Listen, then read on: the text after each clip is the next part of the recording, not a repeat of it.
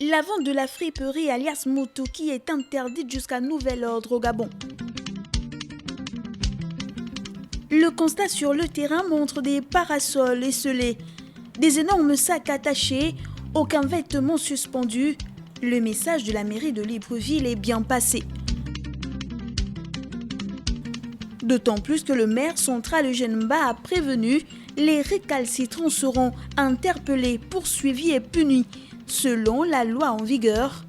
Mais seulement voilà, il y a un problème qui se pose. Bon, maintenant, lorsqu'ils prennent des décisions comme ça, maintenant, nous, on fait comment pour vivre? Comme Félix, de nombreux jeunes Gabonais vivent grâce à cette activité. La vente du Mutuki leur permet de subvenir à leurs besoins et à ceux de leur famille. Il n'est pas question d'un bras de fer, mais d'un cri de détresse. Où sont les moyens d'accompagnement? Le secteur de la friperie était un secteur parmi tant d'autres. Si nous l'avons choisi, c'est parce que nous l'aimons.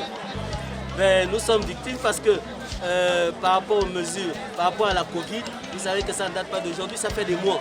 Donc déjà nous avons du mal à joindre les deux bouts. Et lorsque cette mesure-là vient frapper le secteur de la friperie, alors là nous sommes anéantis. Ça, sincèrement, c'est pas facile. Il faut payer des factures, sans travail, et ça donne des mauvaises intentions. Nous ne sommes pas contre. Nous, c'est une demande de clémence à nos dirigeants de revoir cette mesure parce que nous sommes des pères de famille. Cette situation soulève d'autres problématiques comme la prise en charge du secteur informel. Aujourd'hui, on estime que le secteur informel représente entre 80 et 90% de l'activité économique africaine. Cela veut dire qu'en réalité, presque 8 personnes sur 10 en Afrique travaillent dans le secteur informel. Au Gabon, comme partout en Afrique, ils sont pour la plupart commerçants, artisans, couturiers, ferrailleurs, mécaniciens, plombiers, maçons, chauffeurs ou encore taximens. Parmi eux, des jeunes sortis des universités frappés de plein fouet par le chômage. Ces métiers représentent une véritable bouée de sauvetage pour la majorité.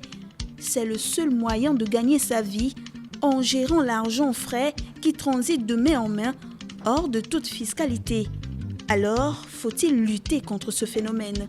Si vous parlez de lutte contre le secteur informel, ça veut dire que vous voulez que les personnes qui travaillent dans ce secteur, nous l'avons dit, ça représente pratiquement 9 personnes sur 10 en Afrique, arrêtent de travailler.